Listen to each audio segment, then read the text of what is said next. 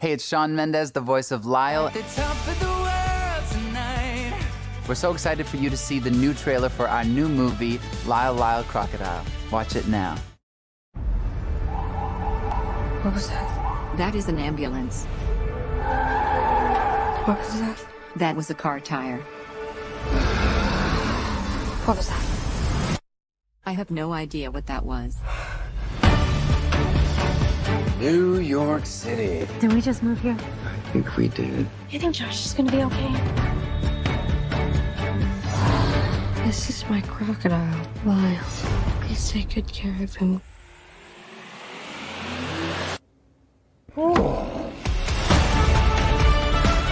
Josh, time to wake up. Come on. He's not dangerous. He's a crocodile. He's just lonely like me. Hey, you awake yet? He can't talk, but he can sing. At the top of the world tonight, when no one ever has to hide. Everybody get out of here! There's a crocodile in the house! There is treasure you can find. Someone left behind. This could not be happening. We have a crocodile living in our attic.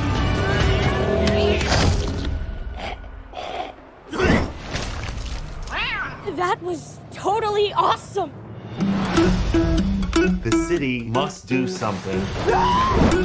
Do you realize how different things have been since I met him? If we lost our minds and we took it way too far. He changed everything for me. Not just for me, for you too. Oh, I've been shaking. I love it when you go crazy. You take all my inhibitions. Baby, there's nothing holding me back. Hide him. We have to show people that they don't have to be afraid.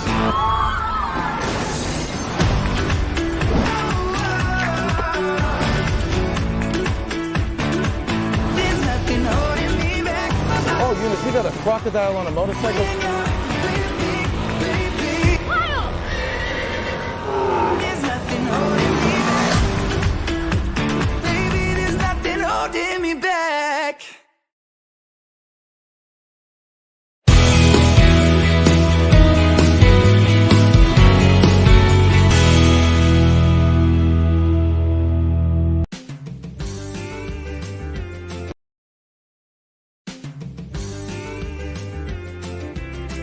Walden Farm is nestled between the rolling hills of Rutherford and Williamson County. This 265-acre farm became the perfect place for the family to establish a homestead and a place of serenity and harmony for the family to live and grow. In 1999, planting a few rows of pumpkins just for fun, the Waldens had no idea they'd be picking close to 500 pumpkins at harvest time. Overloaded by the amount, they piled them up against the barn. Strangely enough, people pulled into the farm to inquire about the pumpkins. The idea was planted, and Walden Pumpkin Farm was born. Walden Farm is open every year from late September through October 31st. As the heat of summer is lulling into the crisp coolness of autumn, people all over Middle Tennessee come to enjoy searching for their perfect Halloween pumpkin, or just people watch while rocking on the barn porch. There is something to do for all ages at Walden Farm. From hay rides, choosing pumpkins and gourds, petting farm animals, playing in hay and corn mazes, Tennessee slip and slide, and delicious food and treats are just some of what the farm offers. The Old Country Store sells a complete selection of fall decorating items, wonderful jams, jellies, and honey, old-fashioned candy treats, and Halloween items, just to name a few. So come on out, it's free admission and parking. Please visit our website at www.waldenfarm.biz.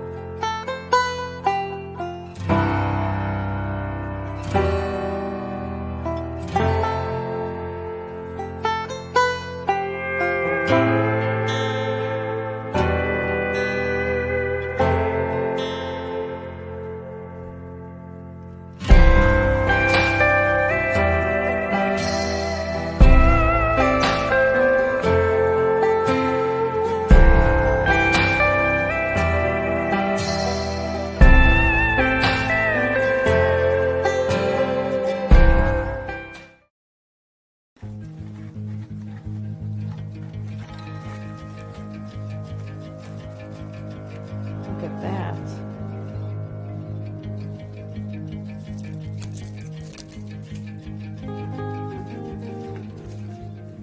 I have been doing floral design since I was little. I am a certified designer through FTD.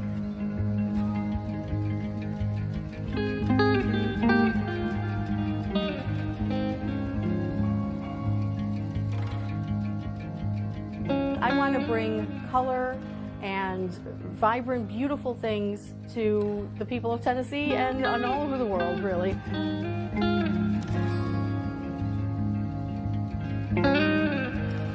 They pretty much tell me who they want to hang out with, so you know, their friends, and where they want to be placed, and I just kind of follow their lead and sprinkle it with a little LOVE.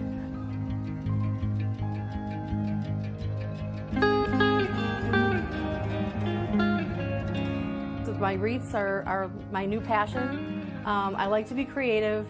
It helps relieve stress, it helps relieve boredom, you know, especially during the pandemic when we've all been isolated at home. There's only so much that you can do. My advice to you is just do it. Go hands in, go all in. Definitely go, if you don't want to make a huge investment, go to the dollar stores where something is only $1. If you mess it up, it's $1. Every creative maker has a frustrated moment, and we always have a support system within ourselves. If I'm not feeling a wreath, and I've had those moments, you know, I've had creative block. I'm not feeling a wreath, the flowers aren't going where I want it to go, you know, I'm just not in the mood to be creative. I put things off to the side. I do something else.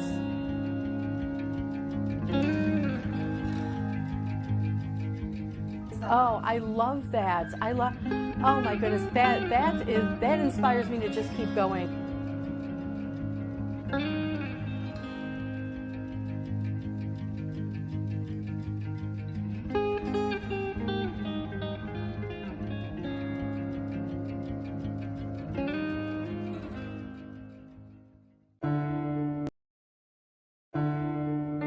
Healing from substance abuse can be a lonely journey, but you don't have to do it all on your own. At Brooks Healing Center, you matter. We're here to lend you love, support, and acceptance on your journey to find yourself again. With medical detox, residential, and partial hospitalization program levels of care, we help you overcome addiction, trauma, and adverse childhood experiences through personalized healing journeys. Our seasoned team of heart-centered staff is here for you with support, compassion, and hope. At Brooks Healing Center, we'll love you until you fall in love with everything you are.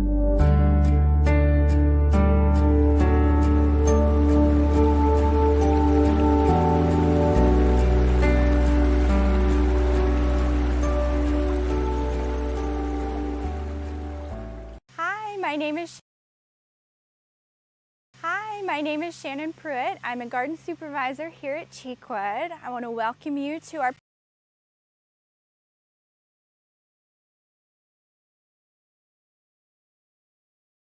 my name is Shannon Pruitt. I'm a garden supervisor here at Cheekwood. I want to welcome you to our pumpkin patch for Harvest 2022. We have a few new things I want to introduce you to that we're very excited about. We have a third pumpkin house, which you'll see directly behind me.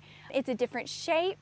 It has a whole different look to it, so we're very excited. It really brings our pumpkin village to life. We have our other two houses that you may have seen in years prior, but they look new and different with different pumpkin selections. When you're looking at our pumpkin houses, make sure to look at the roofs, make sure to look at the window boxes, the planters. There's all kinds of stuff to see. We also will have corn dig pits for little kids. They can search for mini pumpkins inside of loose corn, something to keep them occupied for a little while you sip on a drink and enjoy your time in our pumpkin patch. We've got 10,000 plus pumpkins for you to enjoy within our garden space. When you come visit us at Cheekwood, make sure you come visit the color garden where you'll see a mum explosion. We have colors of red, orange, yellow, white.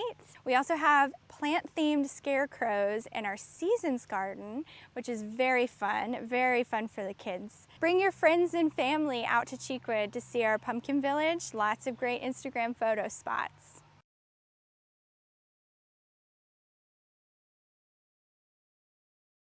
Are you planning on visiting a pumpkin patch today?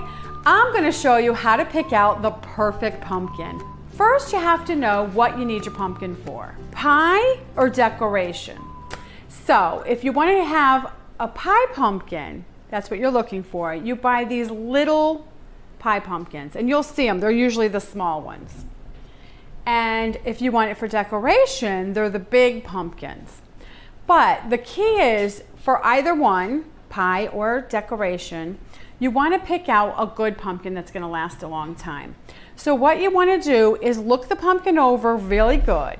You don't want any soft spots on the pumpkin. So if you see like a smushy soft spot, pass on that pumpkin. That's not the one you want.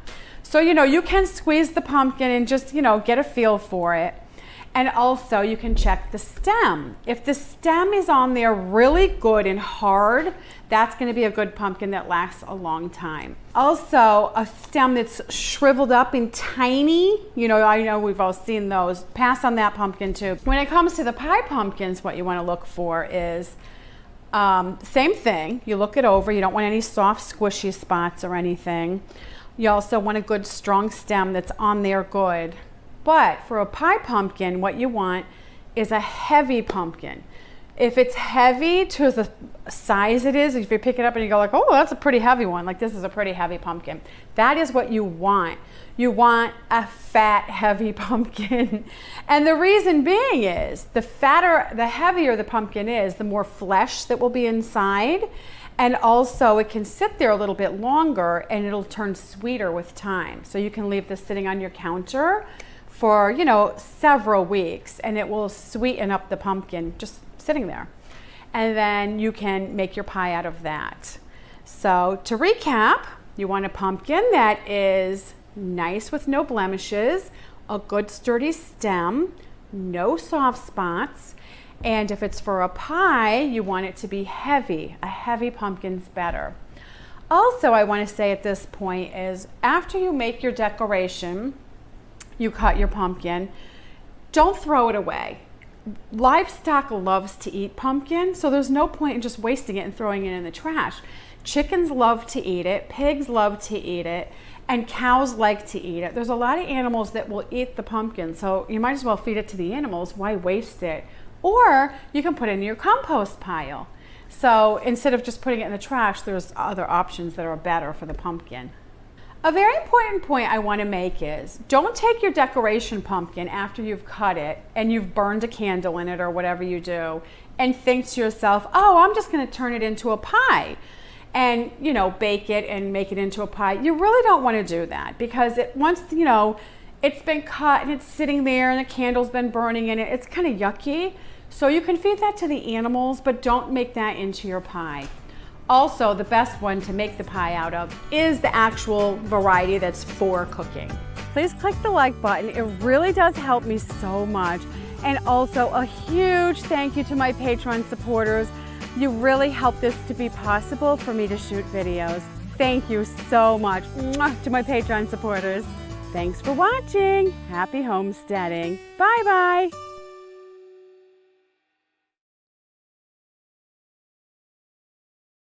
We're here with Dr. Andrew Hopper, the Trauma Medical Director of Vanderbilt Wilson County Hospital. I wanted to make sure I had all of the title correct. Yes. Because when you walked in, it was very casual and said, hi, I'm Andrew. And I find that this hospital feels that way sometimes.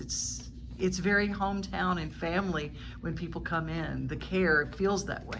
Yeah, no, you're exactly right. And that was one of the things that when Vanderbilt purchased this hospital, they understood that there was a strong sense of community associated with this hospital, and they didn't want to take that away. You know, a lot of times at a big academic center, you kind of lose that that community sense of well-being. And so they have made every sort of effort to make sure that that is present at Wilson County. You're exactly right.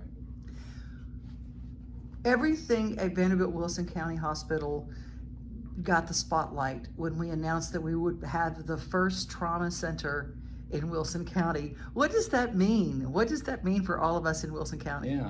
So in June, we were granted provisional status by the state to become a level 3 trauma center. And they actually sent out representatives from the state trauma board to review our hospital. It's a very extensive process. We've been working on this for many months, years, in terms of preparing for their coming to visit us. But it's a long application, and in addition to all the paperwork, they actually send out those representatives who tour our facility, make sure that we have the appropriate equipment, the appropriate staff and resources in order to provide trauma care for the people of Wilson County. So after that site review, they gave us the green light and said, yes, you are approved to be a provisional level 3 trauma center. And under the next year, over the course of next year, we'll be kind of in that provisional status. They'll come back in 2023 and do another site review, and that's when they actually look at, you know, how we've taken care of patients, for trauma patients, for the past year. And as long as we've done a good job, which we're fully expecting to, then we'll get that final stamp of approval. But it's been very, very exciting for the hospital. It's been a goal for Vanderbilt as well as Wilson County Hospital to bring a trauma center out here. We are now the easternmost trauma center in Middle Tennessee. Wilson County has never had a trauma center before, and so there's a lot of firsts associated with this certification. And you know, it's important that we're bringing this quality of care and this level of care to the people of Wilson County and the surrounding counties. Can you tell me, this is the base question, for those people who don't understand what this means for us, what is a trauma center? Yeah. So, you know, in sort of just basic terms, it means that we can take care of patients that are traumatically injured. And who are those patients? That means the patient who ends up in a motor vehicle accident on Interstate 40. It means that the patient who was out riding an ATV and flipped their ATV can come and see us, or the patient who's a victim of some sort of penetrating trauma, i.e. a gunshot wound or a stabbing, can come in and see us. Being a level 3, so there's different levels that you can be certified. Level 1, which is the highest level, is what Vanderbilt, the downtown campus, is, and that means that they have any and all subspecialties that you may possibly need when it comes to a trauma patient, specifically like neurosurgery and cardiothoracic surgery. We don't have those capabilities here, and so that's why we're a level 3 facility. But number one, we have the ability to kind of stabilize these critically ill trauma patients, and if it is something that we can handle here and we don't need a neurosurgeon or a cardiac surgeon, then we can keep those patients here. If they need expanded subspecialty coverage, then those patients, because of our relationship with the downtown campus, being affiliated with Vanderbilt, can easily be transferred downtown for that subspecialty care.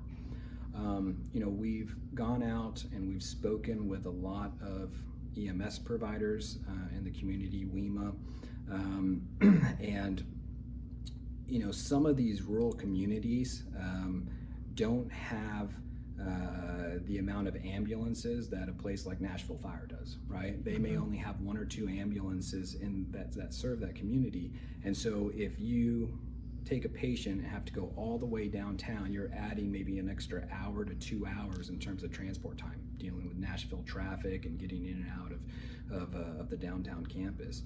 And so if we're able to care for that patient right here in Wilson County, that means that ambulance can get back in service in that rural community in a much shorter amount of time and get on to helping the next patient that may have a problem. So from a EMS perspective, it was very, very important to open up a trauma facility or trauma hospital here in Wilson County.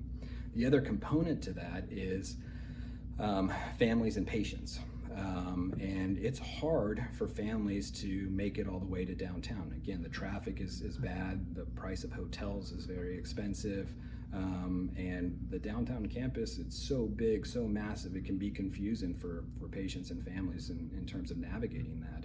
And so we are basically bringing high quality trauma level care to Wilson County so that patients can stay in their own community or nearby their own homes, and families can have easy access to their loved ones while they're here in the hospital. So those are all sort of the reasons that we thought building and establishing a trauma facility at Wilson County was so important.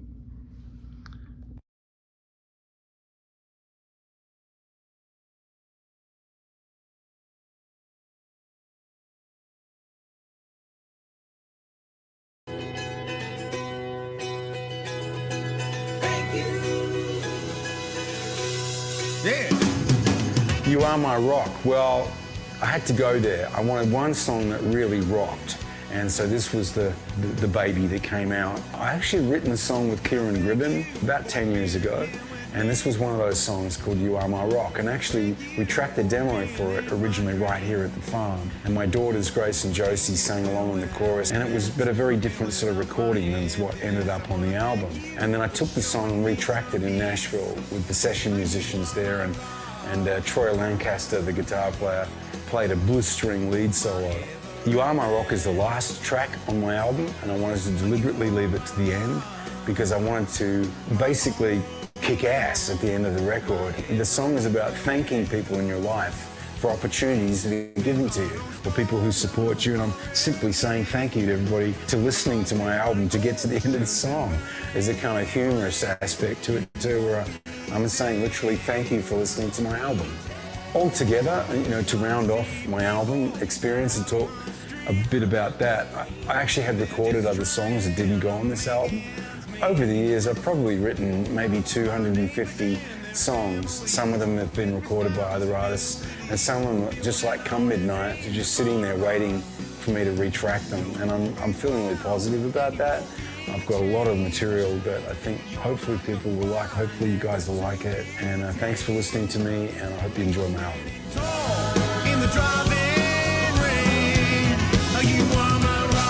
The idea of the song is really just about thanking people in your life, you know, friends, especially family, and other people who help you through life.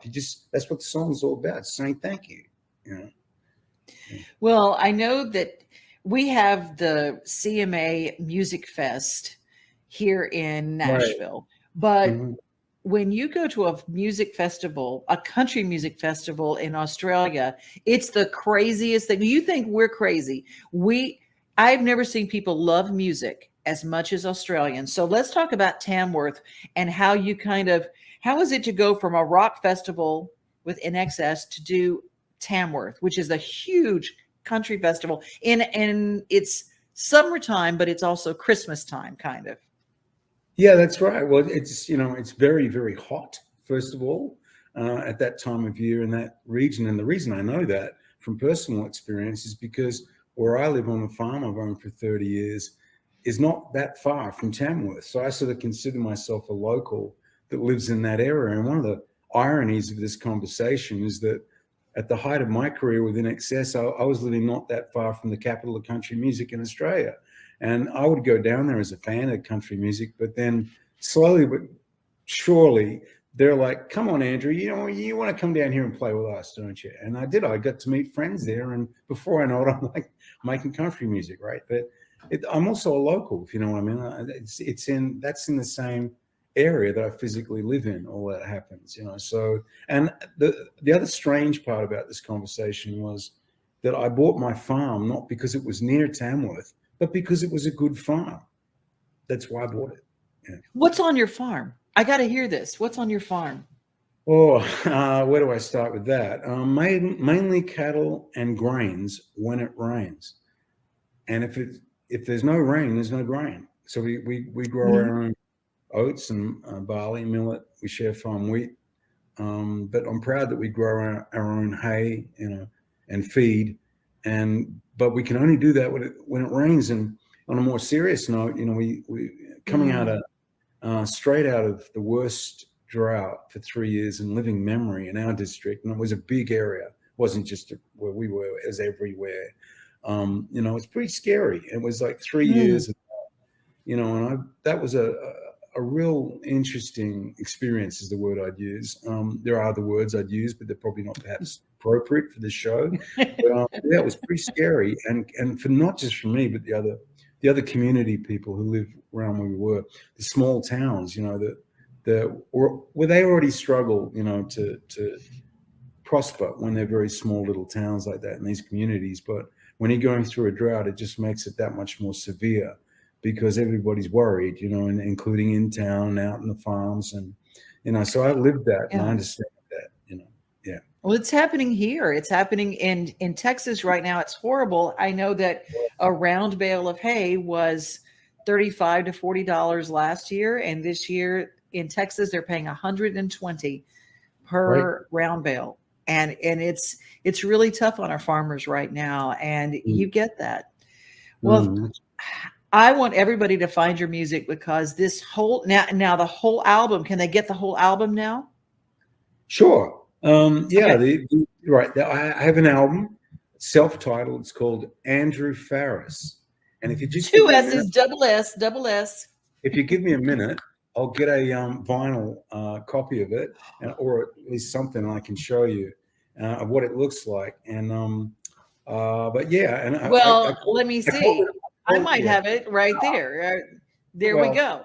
No, You Are My Rock. This is from the video. This is a still from the video. Your world premiere. You Are My Rock. That's the single. Right. But that's right. But that's just got put out. That's right. The video, correct. But I actually have a vinyl record that we put a lot of effort into. Oh my gosh. And everybody needs to have a copy of the vinyl. That's the thing to collect. Yeah. That's the thing to have. Here, I'll just show you. First of all, here, that's what the vinyl looks like. Oh my gosh!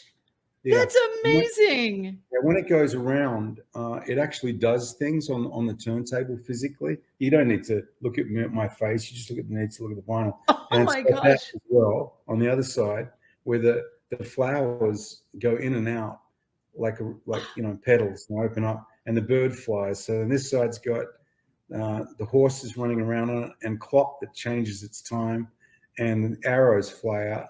And that was done by our incredibly talented friend called Kiki Kiana, and she lives up in Montana. But here, this is what my album cover looks like. See, now if I turn my head like this, it kind of looks like that. Okay. That's awesome. Yeah, that's my album cover. And that's over here. I got to get this part right here. Over here, we're riding horses, and guess where we're actually physically riding the horses, right? Where? And near the Chiricahua Mountains in this area around here, in Arizona. Well, I want to encourage everybody to do a deep dive in Andrew Ferris music, and it fits perfectly. People ask me all the time, because I've been in radio and country radio for a long time, where's country music going? I hope and pray that it follows, that you are the pioneer that we're following, my friend, because I love your sound. It is so good. It is rootsy and fun and rocking and raw, and I love it. And so thank you for your time today. I really appreciate you. You're welcome. Great to talk to you, Devin, and you have a good day now. And watch out for the creepy crawlies on your phone. Look, I ain't got nothing like you do in Australia. You got a lot of crawlies, but you know what? That's what you pay for being in paradise, right? Correct. There's always a price to pay for anything. That's right. Yeah. Be safe, be kind, and remember, you are loved.